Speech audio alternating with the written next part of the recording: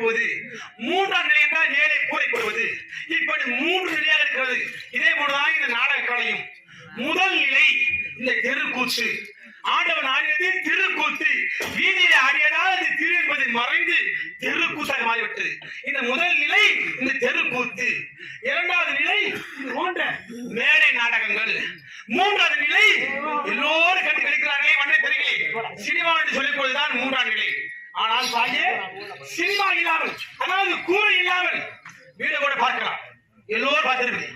சுவரே இல்லாத பெரும் அடித்தலை மட்டும் பார்க்க முடியும். ஆனால் அடித்தளம் இல்லாத ஒரு வீட்டை யாராலும் பார்க்க முடியாது. அப்படி அனைத்து கலைக்கு அதில் வரக்கூடிய இந்த நாடக கலைகள் என்றால் எந்த கலையுமே தோன்றாது. அது ஆடக்கூடிய நாடகம் தெய்வத்தின் சமமான கலை.